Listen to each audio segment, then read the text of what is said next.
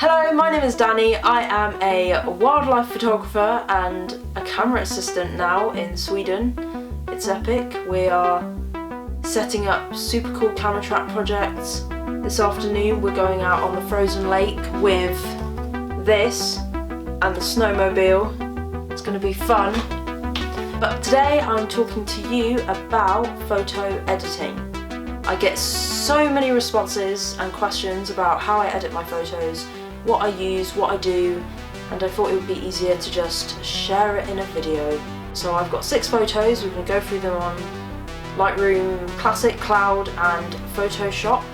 Then I'm going to show you what I do on my phone and then how I put them on Instagram. I hope this is useful.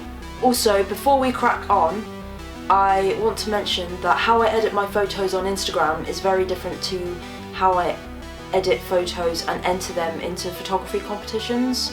To me, Instagram is all about tight portraits and close-ups, bright, colourful backgrounds, and yeah, certain photos just don't work on Instagram, but you post a nice close-up portrait of a fox and it goes mental. Puffins goes mental. Deer goes mental. I once posted a photo of a ladybird. It didn't go mental. So I'm gonna share what I do. The first photo I want to go through is from a morning back in September. The light was amazing, the mist was amazing, and it allowed me to mess around with white balance and various settings in camera, and then I could amplify what I did in the field on Lightroom. So I'm using Lightroom Classic here, and the photo I want to go through is what they call blue hour, so it's the light before golden hour and the light after sunset when the light is very blue. One of the major things I've done to amplify this blue light is first set the white balance in camera, but I have then reduced the temperature in Lightroom massively to get that really blue feel. I've also increased the exposure and used the selective brush tool to basically create my own vignette. I have increased the whites to create some contrast between the stag and the background, and as you can see, I haven't actually changed the colour at all.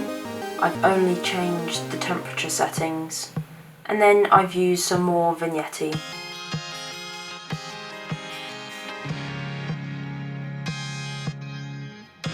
The next photo is Philippa the fox.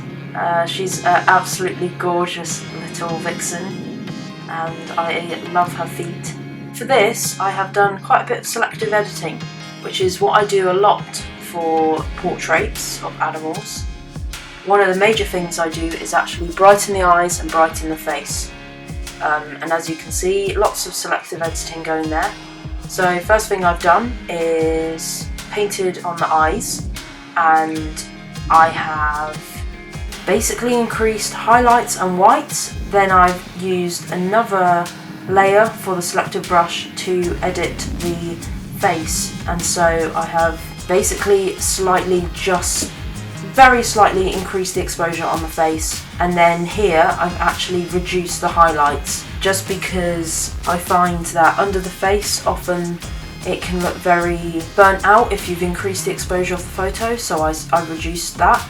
And then on the background I have massively increased the texture. Okay, so let's talk about the overall image.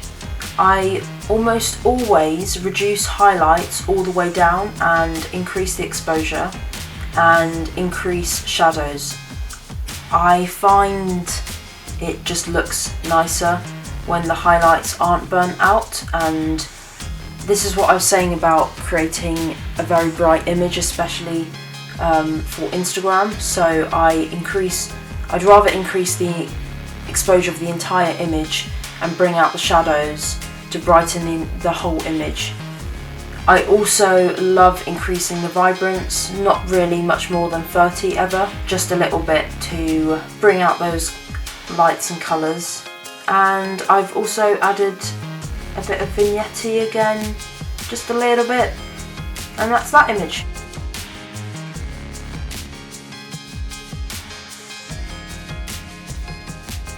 Okay, so now we have an otter image.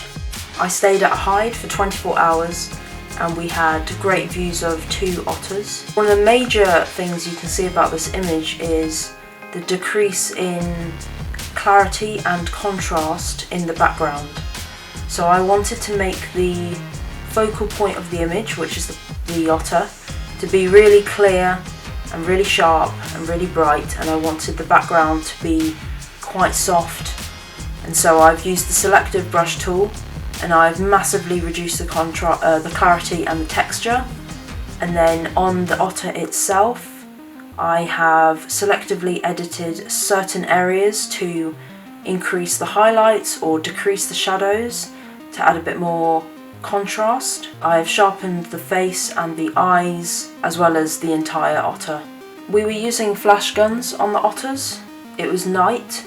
Water plus flash created some unwanted bright areas on the otter, and so I've used the selective brush tool and reduced the highlights. Another major thing I've done, and you're not allowed to do this in photography competitions, I have cloned out some of the light spots in the eyes.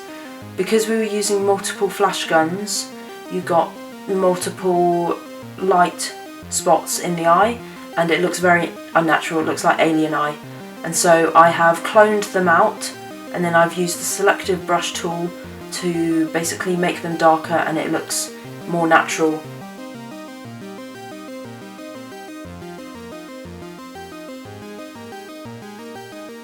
Next photo, a great spotted woodpecker. This photo was taken here actually. The light was amazing. It was just before golden hour, and I didn't want to miss out on this image because I was actually fixed at 400mm because of the lens I was using. I didn't have a zoom, and so what I ended up doing is I took a photo of the woodpecker and then I took multiple shots around the woodpecker to get this.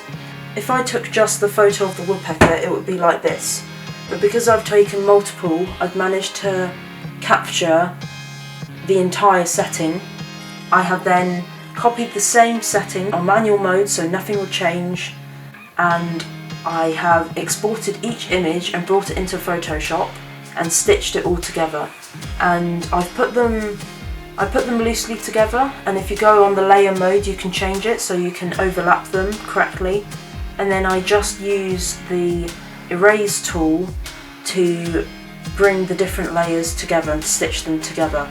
And it has worked out pretty well. There was one area, oh it was here, you can see where it just hasn't stitched very well, but it's not obvious and it did really well on Instagram. That's the great spotted woodpecker photo.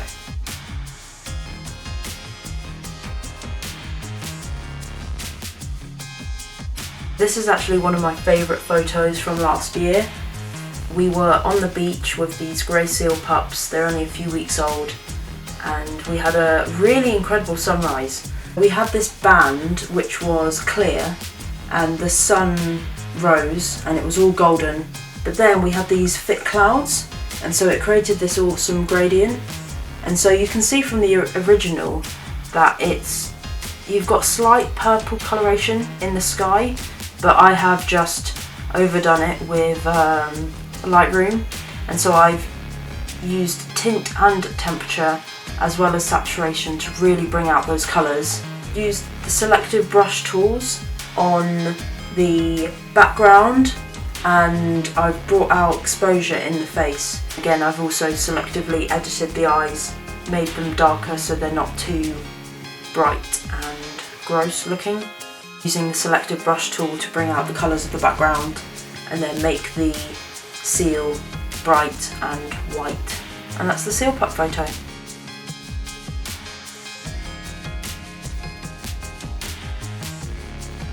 the next thing I want to do is actually edit a photo with you, but I'm just going to go through generally all the settings and what I do on most of my images. This is just how I edit my photos, other photographers are different.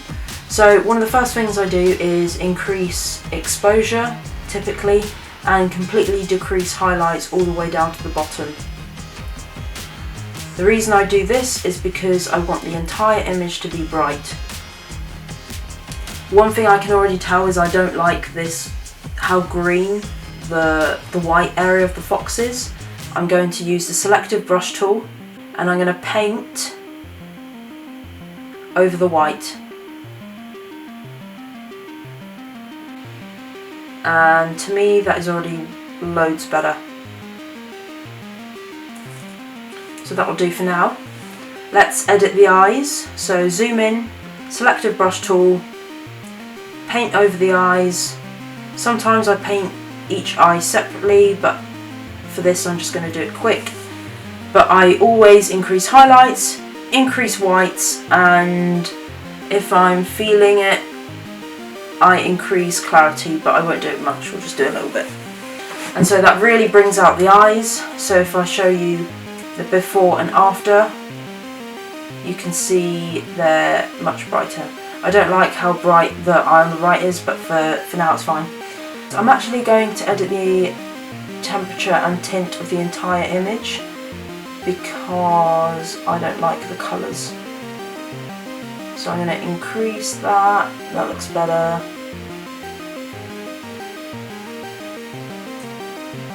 The fox was actually stood on grass, and so that's why the white fur is so green. I can use the selective brush tool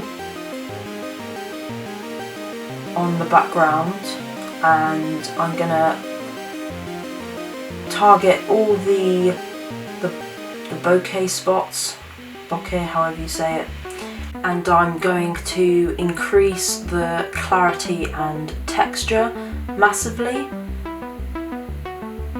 and really bring out the light filtering through the trees. Hello, this is Danny from the future because my camera died. Here I'm showing you that I saturate the oranges on the fox, the sharpening tools I use, and then I also brightened and sharpened the face. Then I export the image and airdrop it onto my phone, and then I open the image on my phone. I don't use any special apps, I just open it on the camera roll and click edit. I love definition, sharpening and the brilliance tools. I will usually edit on the phone and then I will upload that file onto Instagram.